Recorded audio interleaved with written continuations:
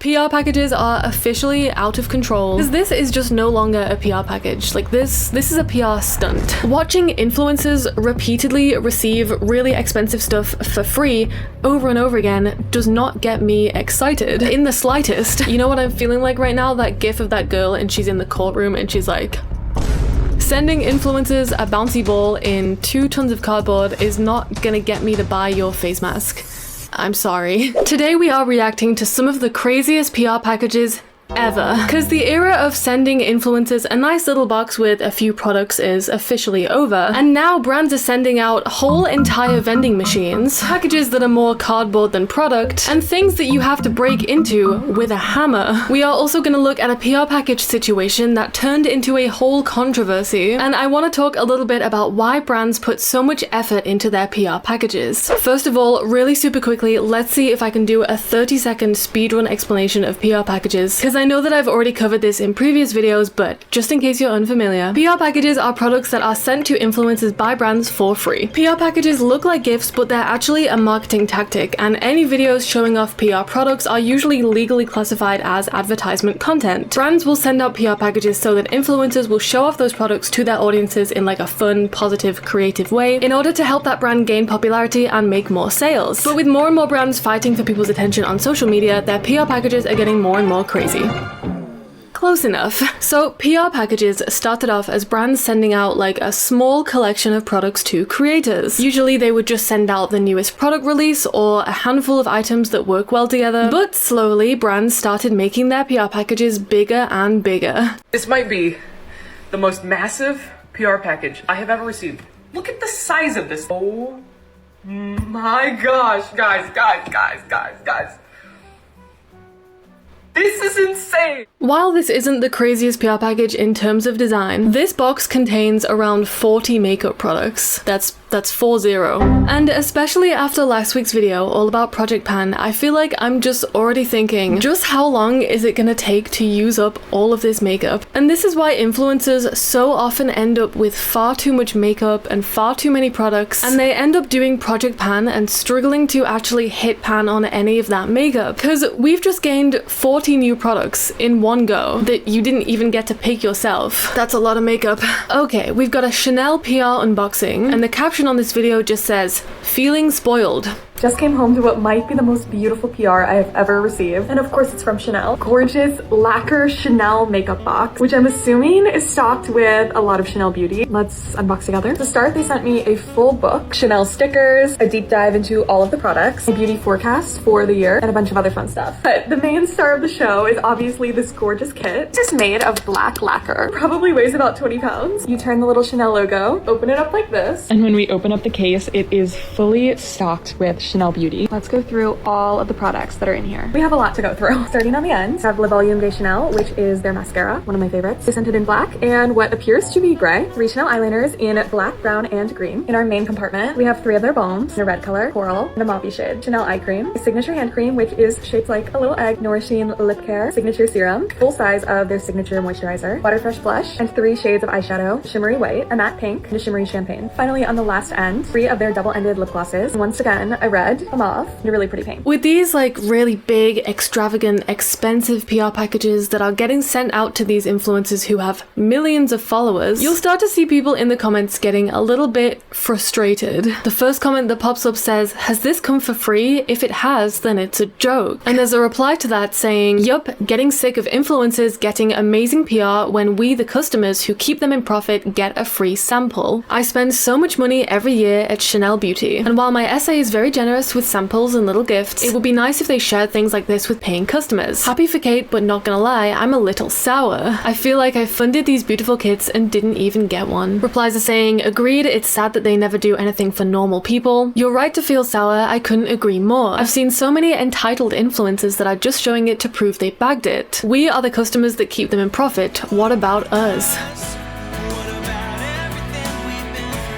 Does anybody not want to buy Chanel Beauty because they don't offer this to customers as little gifts for staying true to the brand? Whenever I see a PR box, I'm like, nah. Serious question, why do companies send free stuff to the people who actually have the money to afford them? So here's where PR packages can kind of start to backfire on the brands a little bit, because seeing videos like this doesn't really do anything for most of us. Watching influencers repeatedly receive really expensive stuff for free over and over again does not get me excited in the slightest. Like, is seeing this supposed to make us want to go out and spend money on Chanel beauty products? And this creator clearly has a very specific vibe with their content. You know, like we're on a yacht, then we're doing designer shopping hauls in Paris, we're doing wardrobe prep for brand trips, we're at movie premieres. Like, this is not content that most of us can relate to. This is not a person that most of us can relate to. And I feel like when we see someone like this who looks like they have a super exciting life, you know, it looks like they can clearly afford a rather extravagant lifestyle with all these opportunities and nice things and experiences, it doesn't really make sense for us when we see brands being like, so let's get this person who already has a lot of nice things and we're gonna send them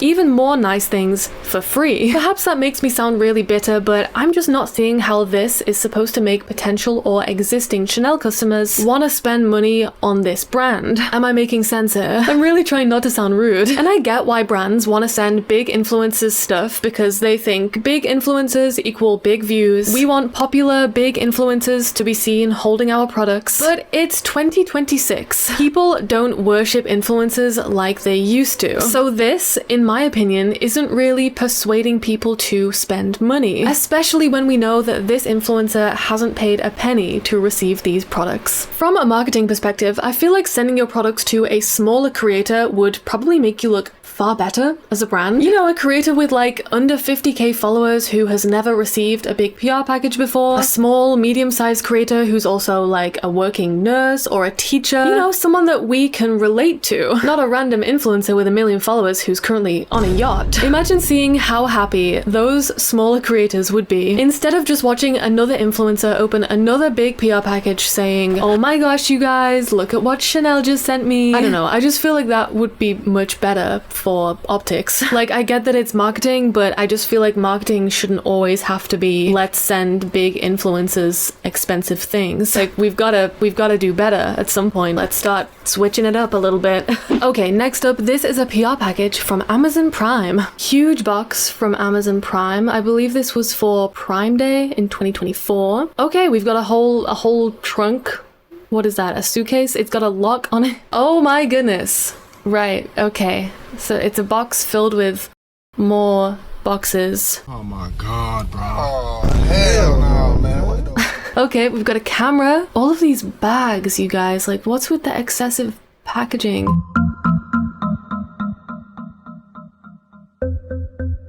Oh, there's more. I thought it was over. Wow. Okay, that was a lot. I really hate to be that guy, but I guess being that guy is kind of my whole thing. The excessive packaging here is ridiculous. Like, what happened to just putting things in a box and shipping the box? Bring that back immediately. Like, right here we've got sunglasses, and the sunglasses are in a plastic bag, and the sunglasses in the plastic bag came in a cardboard box, and that cardboard box came in a bag filled with paper packaging, and that bag came in a box that came in a cardboard box also filled with more cardboard packaging. Like, is that not crazy to anyone else? Is that not insane? Like, this hair treatment came in a box that came in another box. It's like we're trying to use the most amount of cardboard packaging as physically possible. Unboxing my most expensive PR package. Oh my god! I think I just got the most important PR package ever. This is from Italy, straight from Swarovski. I genuinely thought it was fake. I thought it was a scam. But this box is so heavy. Okay, are you guys ready? No, I'm scared. Oh my god. Oh my. Stop. Oh my god. There's a second drawer, guys. That is so pretty. And just some bracelets. And there is a third drawer. There's another bracelet and 2 pairs of earrings. I'm dying right now because I don't know what is my life. How did I end up here? How did I get PR from Swarovski? A brand decided that they wanted to use you for marketing content. That's how we got here. The thing is, PR packages are framed as gifts. Like, oh my gosh, the brand is so generous. But once you start to look at like every single PR package video for what it really is, an advert, it just kind of starts to feel like brands are using these creators. And again, it can start to backfire. People love to hate, especially on TikTok. Straight away, the top comments are, sadly, it's just glass and metal. They're crystals, they don't have any value. Girl, it's not diamond. It's Swarovski, not Harry Winston. Sorry, it's looking so cheap. It looks like plastic. Girl, it's just glorified accessories. They're not even made of silver. I think maybe just because it's so like oversized and it's so like in your face. Huge crystal necklace, you know. This just kind of looks like costume jewelry. The comment section is just a mess of people being like, it's giving cheap. It literally looks like cheap glass. And then people being like, oh my gosh, you guys are so negative. Y'all are jealous. People aren't always negative because they're jealous. People have different tastes and different opinions. So I just looked it up and apparently this necklace, if this is the same one, $700. $700, and the comment section is saying like it's giving cheap. And again, I just feel like videos of influencers opening these really expensive PR packages and flaunting $700 necklaces, it just feels like a little out of touch in terms of marketing. And this just doesn't seem like the way that people want to be marketed to in 2026. How do I stop it though? When you get PR packages, you really just don't know what you're getting until you open it. Oh my gosh, there's so many. So many! Fiore really said we want you to be surprised when you open it.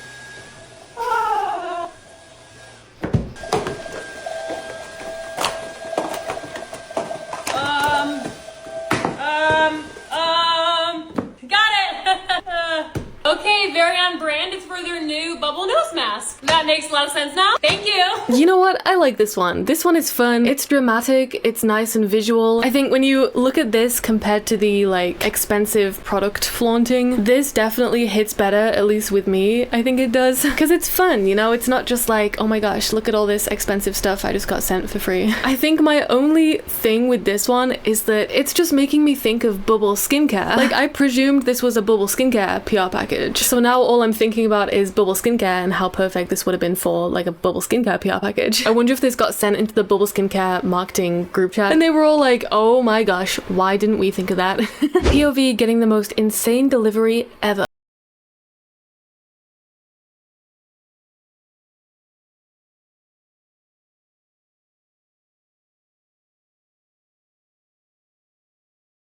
Poppi vending machine. I remember seeing this last year and thinking, okay, this is it. PR packages are officially out of control because this is just no longer a PR package. Like this is a PR stunt. You guys will not believe what's getting delivered to my house right now. Let me show you. It's just a wee bit big, you guys. Got it through the front gate though. Now it's time to try to get it through the front door. Trying to locate where we were gonna put it, and I think we're gonna put it on this wall right here. Oh, Sheen has made it inside. Got lots of drinks coming in to get loaded into the machine. Okay, first row is done. Okay guys, it is fully installed. We'll just have it for a little bit in our house. So let's get a drink. Look. Whoa. Nice. Let's get mommy an orange one. Delicious. Thanks, Poppi. However, this whole thing actually ended in disaster for Poppi as a brand because this became a whole controversy. The TLDR is that apparently Poppi started as quite a small, humble brand on TikTok. You know, they were interacting with small creators, doing little giveaways, and just generally being like a down-to-earth, smaller brand. Fast forward to 2025, and they're now sending out these huge, fully stocked vending machines to a select few big influencers. And so immediately the out-of-touch marketing allegations came rolling in. Because how is this supposed to appeal to us as regular customers? Again, it's another case of brands being like, oh my gosh, look at us, we just spent so much money sending so much free stuff to really big popular influencers. Like, what are we supposed to feel about that? Like, what are we supposed to gain from that? Can I just be a hater real quick? Seeing these influencers get these Poppi vending machines just makes me never want to buy a Poppi ever again. And I know that this is not new. We have like, of course, the Tarte trips and the other influencer trips and like PR hauls and all that kind of things, all of those kinds of things that influencers get. But at what point is just like enough? And at what point does it just seem like the rich giving to the rich? Because what does anybody need with a Poppi vending machine? Like, how about you like donate the Poppi vending machine to a Title I school, or put it in a food desert where people can't afford Poppi? And I know that that's like, oh, like, I know we love all of these influencers, or like, not me, but several people out there love these influencers and follow them. That's why they have huge followings. But it just gets to a point where it's like, what is this for? Like, what is the benefit to me seeing this person getting a Poppi vending machine? And why does that influence me as a consumer to then go out and buy Poppi? Like, I know I've got a bit of a rep for being very critical and being like a little bit of a hater, but it is not just me who is like, what do we gain from seeing a big influencer receive a Poppi vending machine? Like, I thought I was kind of crazy for that, but like, clearly other people are thinking it too. Maybe some of you guys watching are also thinking that. I don't want to sound like one of those like bitter jealous people, because I'm not. Like, I'm not jealous. I don't want a Poppi vending machine. I'm not a rich influencer with a big house, so I wouldn't even have space for a Poppi vending machine if I did. But yeah, exactly what I was thinking about this whole thing. And obviously the controversy itself stemmed from other people feeling this way. Perhaps I'm not the target audience anyway,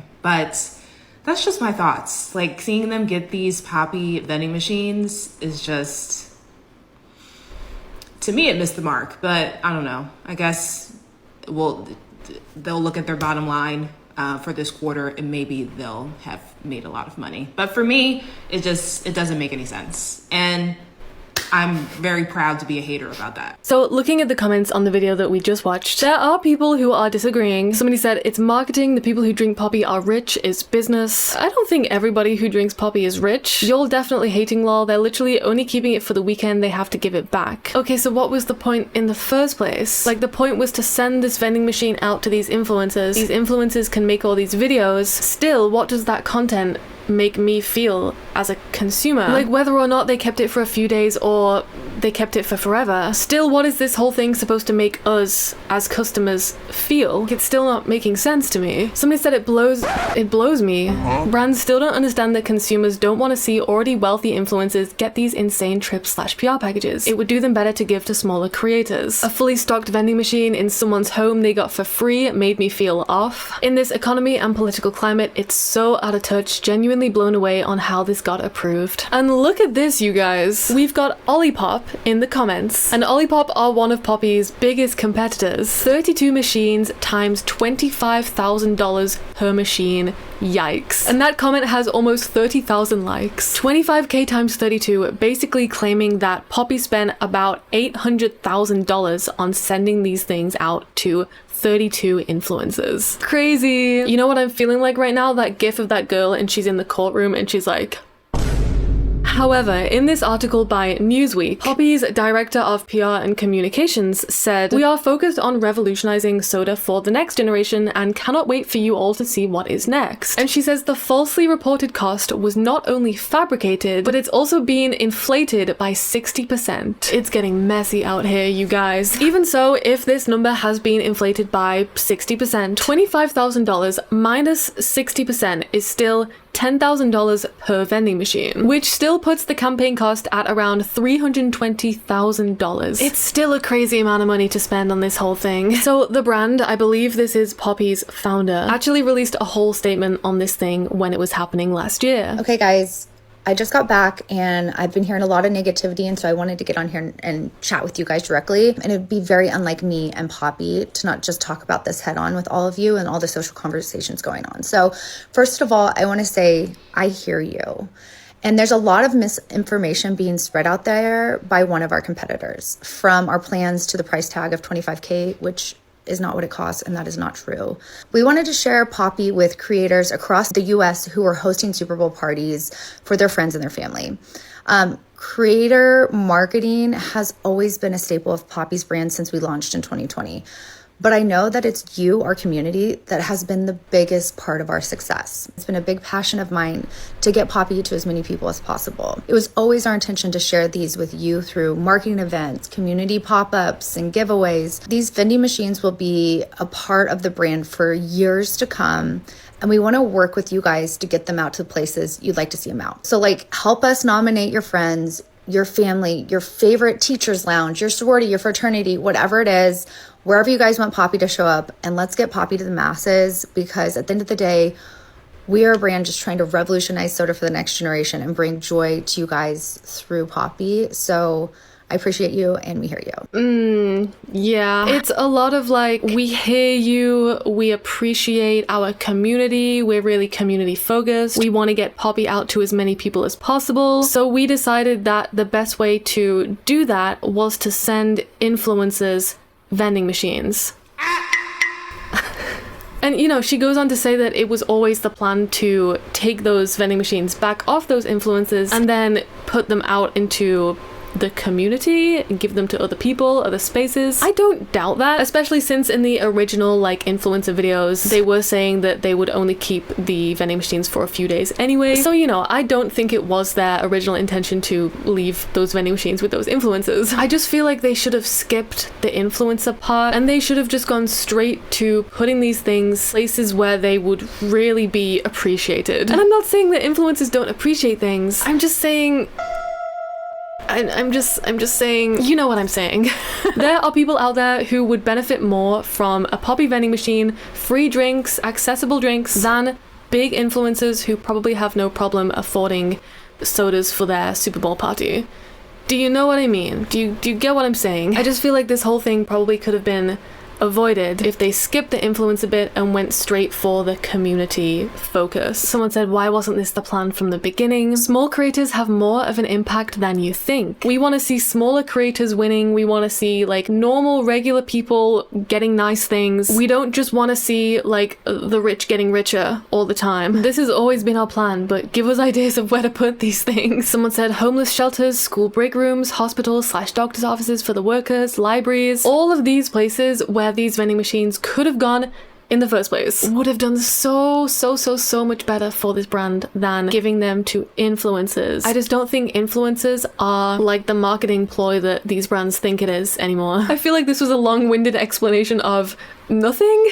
It's so funny how no one understood that this was for Super Bowl weekend marketing. It's not really a lack of understanding of the marketing. It's like a lack of just people caring. So yeah, an example of a PR package stunt that went terribly wrong. The coolest PR package, literally and figuratively. I came home to a mystery package with a hammer and a sign that said freeze on arrival. It turned out to be the coolest package from Izzy Miyake. It was their 2 new fragrances inspired by the ocean. Love a creative PR package. I've seen this a few times actually, this like breaking into the PR package thing. I think Red Bull also did something similar with like a sugar layer that was on top of one of their new drinks releases, and you had to like crack open the sugar to get to the drink. It's interesting, like visually it makes for a very interesting unboxing, I'll give them that. I think when you're naturally quite critical of content like this and things like PR packages and influencers, you start to look at all these videos as kind of like, did they really need to do all that? Like, was this really necessary? You know, it's kind of cool, but at the end of the day, it's just a marketing gimmick, and I'm sure it cost quite a lot of money to get these things out to influencers everywhere. And when you think about like the labor, the materials, the deliveries, it's a lot of resources in the name of content. I'm trying not to be too much of a hater because, you know, it's fun, and it's more fun than just like here's a box of expensive stuff. I just think that for me personally, I want product marketing to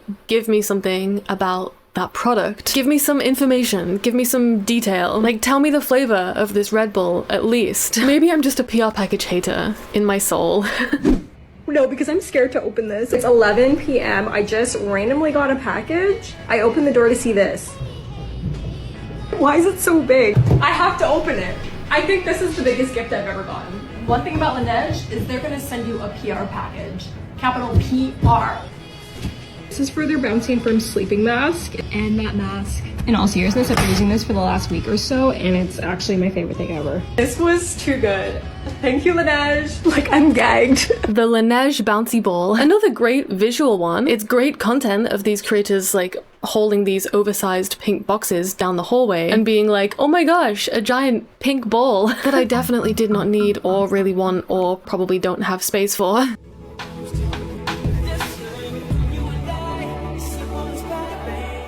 And again, like, look at all the packaging. It's so much cardboard to promote what?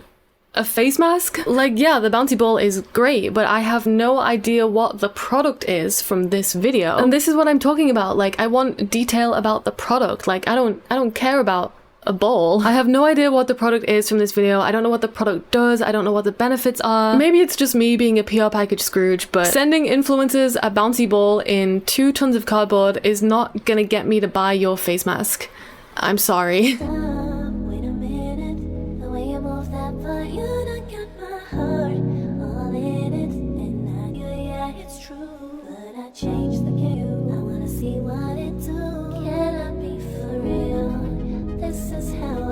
Got people saying I would cry that big of a package for one product and a ball. PR is so excessive. That was so unnecessary of them. What a waste. Happy for you, but what a waste of resources.